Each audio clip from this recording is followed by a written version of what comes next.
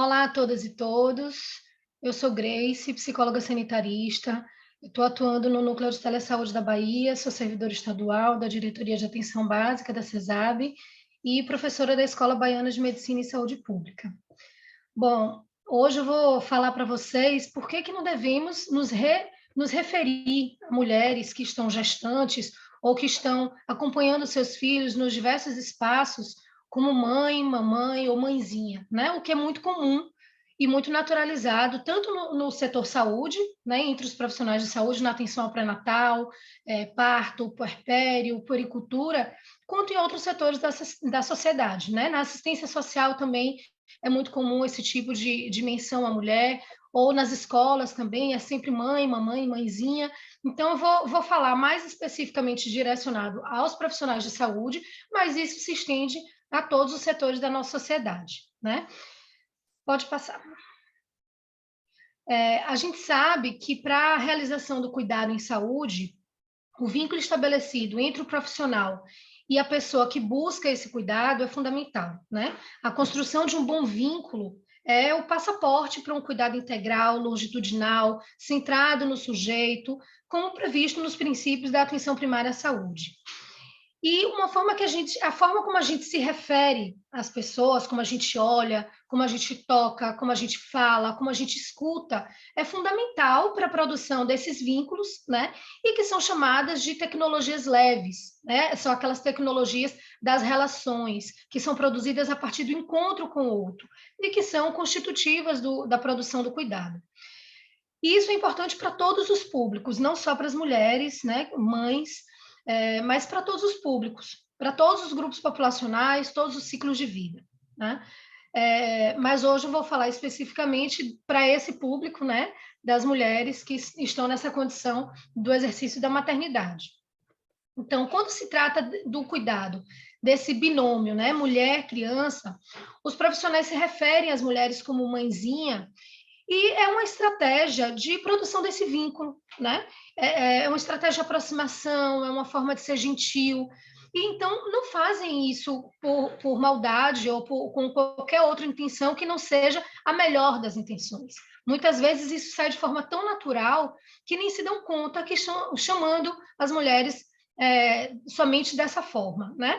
E essa naturalização em chamar a mulher de mãezinha é atravessada por muitas questões. Pode passar.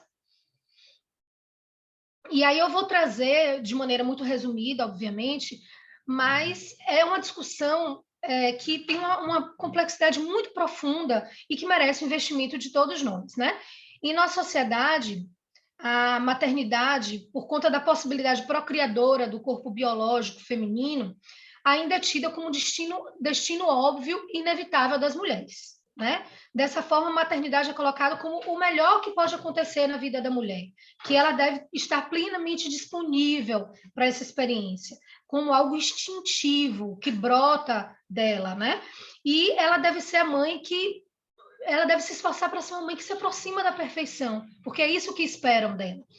Então, há até uma sacralidade em torno da maternidade, né? E tudo isso impacta fortemente na construção da identidade feminina e o amor materno é um sentimento inerente à existência dessa mulher. Então, as mulheres que não estão que não atendem a esse padrão, ainda têm um impacto na sua trajetória de vida, né? Pode passar. Na contemporaneidade, isso vem sendo muito questionado. A gente sabe que de um tempo para cá, isso não se aplica a todas as mulheres e não se reproduz na sociedade da mesma forma, né? A psicanálise, por exemplo, traz o conceito de pulsão relacionada ao desejo e descarta a maternidade como algo inato, né? Tem uma autora chamada Elizabeth Bennett, que escreveu sobre o mito do amor materno para refletir o quanto que esse papel é uma construção social, né? E assim, essa insistência nessa concepção idealizada e singela da maternidade pode gerar muito sofrimento para as mulheres, né? Que vivem essa experiência de uma forma diferente disso que é o hegemônico. Então, atualmente, a gente tem uma enorme diversidade de situações em torno da maternidade, né? A gente tem mulheres que não desejam ter essa experiência, né? Que não querem ser mães, que não têm isso no seu projeto de vida. A gente tem mulheres que têm uma experiência de maternidade que é muito diversa desta idealização, né, que são mães, mas que não gostam de ser mães, muitas vezes que referem, né? Eu amo meus filhos, cuido bem deles, sou responsável por eles, não abro mão de tê-los mais em minha vida, mas verdadeiramente eu não gosto da função materna. Tem mulheres que sentem isso, que conseguem dizer isso, tem mulheres que não conseguem dizer isso, né? E tem aquelas que até gostam, né? Mas esse não é o papel principal, né? A sua principal atividade no mundo. Então, a maternidade é mais uma das atividades que ela exerce na vida.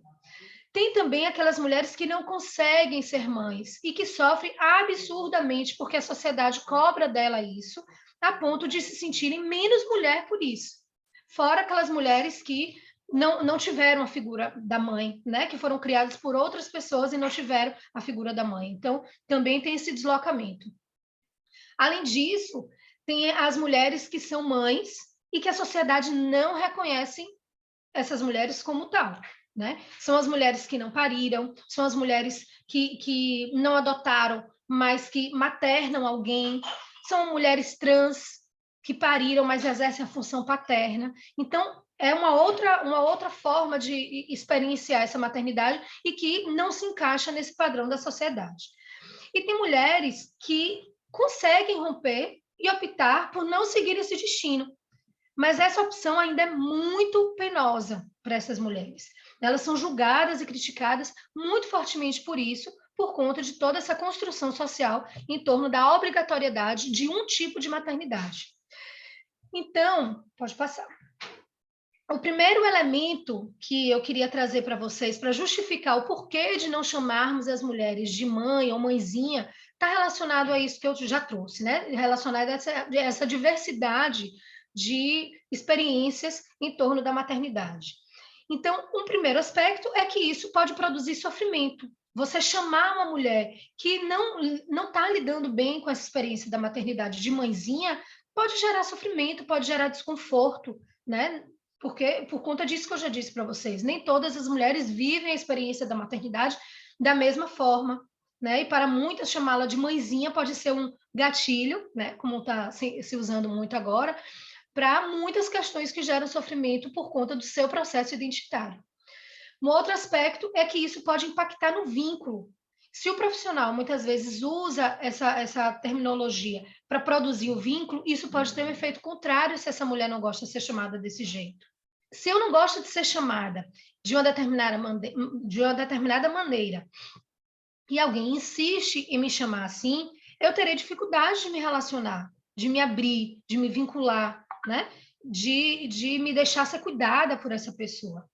Oi, E isso, Gretchen. mais uma vez, extrapola esse público específico, que são as mulheres. Se você trata um idoso também de uma forma que não é a forma como ele gosta de ser chamado, de ser tratado, ele também vai ter dificuldade de vincular. A criança, da mesma forma. Isso extrapola esse público específico.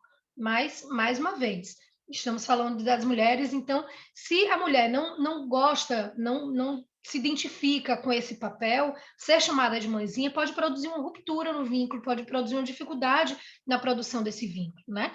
Então, para cuidar de qualquer pessoa, é importante que a gente saiba como ela gosta de ser chamada, né? É o que chamamos de nome social. É como a pessoa quer se apresentar para a sociedade. Mas daí vocês podem dizer para mim, Grace, mas aí a pessoa que não gosta de ser chamada assim pode me dizer, eu vou aceitar numa boa. Mas acontece que não é bem assim, minha gente. Não são todas as pessoas, não são todas as relações que permitem, e nem são todos os momentos de vida que a gente consegue nos posicionar, né, e falar para o outro que está nos incomodando. Principalmente porque existe uma assimetria, uma desigualdade na relação de poder muito intensa entre o profissional de saúde e a pessoa que está sendo cuidada, que muitas vezes está numa condição de vulnerabilidade. Então, essa assimetria na relação de poder pode produzir uma dificuldade da pessoa dizer: olha, não me chame assim, não, me chame pelo meu nome. A pessoa pode não conseguir dizer isso. Então, cabe a nós, profissionais de saúde, sermos ativos na prevenção desse desconforto para o outro e nos anteciparmos perguntando como que ela gosta de ser chamada. Né? Logo no primeiro momento, logo no primeiro encontro, e a gente anota ali no prontuário para não esquecer nos próximos encontros. Isso serve para as pessoas trans, isso serve para os idosos, isso serve para todas as pessoas que a gente cuida, né? Procurar chamá-las pela forma como elas gostam de ser chamadas. Além disso, eu já falei da possibilidade de produzir um sofrimento, falei do impacto no vínculo, e falei também, e quero falar também da invisibilização de outros papéis sociais da mulher. Chamar a mulher de mãezinha pode produzir invisibilidade, né? E esse chamá-la de mãe pode reforçar um padrão de estereótipo e de invisibilidade que nós, mulheres, somos submetidas socialmente e que ainda é mais ainda potencializado para as mulheres que são mães. A mulher exerce muitos outros papéis em sua vida e muitas vezes lutam arduamente para serem reconhecidas nesses papéis. Então, quando são chamadas ou reduzidas a apenas um deles, justo esse papel de mãe, que tem tanta força na construção do nosso papel social, contribui para que ela seja invisibilizada em outros tantos lugares que ocupa, né? Na psicologia da gravidez e puerpério, a gente sabe que esse período da vida pode gerar uma sensação de perda de identidade das mulheres. Né? Tem todo um processo de readaptação fisiológica e emocional, né? Para que ela se redescubra a si mesma após o parto. Então, chamar essa mulher pela forma como ela gosta de ser chamada pode ser de extrema importância, pode ser muito significativo para contribuir com esse processo de reconstrução dela. E, por fim, chamá-la de mãezinha pode infantilizar essa mulher, né? Essa mulher que chega com uma criança ou gestante, ou é uma mulher adulta, ou no máximo um adolescente, né? Então, devemos nos dirigir a essa mulher como tal, com uma relação proporcional à idade dela. Por quê? Porque infantilizar, chamar de mãezinha, falar no diminutivo pode não ser tão significativo, mas a forma como a gente fala pode gerar essa infantilização. Mais uma vez, isso com o idoso é muito comum também. Né? Vem cá, meu senhor, isso pode, por mais que a gente coloque boas intenções nisso, isso pode gerar impacto e sofrimento na forma como aquela pessoa se propõe ao processo de cuidado. Né? Então, falar com a mulher grávida ou a puérpera, né? como se estivesse falando com uma criança, é presumir que ela não tem ou não está com capacidade de compreender o que está sendo dito. Né? E isso é infantilizar o outro. Então, ser gentil, ser empática, ser respeitosa, não é o mesmo que diminuir a competência da pessoa. Então, para finalizar, esse é mais um aspecto da infantilização da mulher, é mais um aspecto do porquê que não devemos chamar as mulheres de mãe ou mãezinha. É um tema muito complexo, que tem abre para uma série de outras discussões. Vamos ter a oportunidade, né, de discorrer sobre isso em outros espaços e vamos também disponibilizar materiais para que vocês possam aprofundar esse estudo. Obrigada.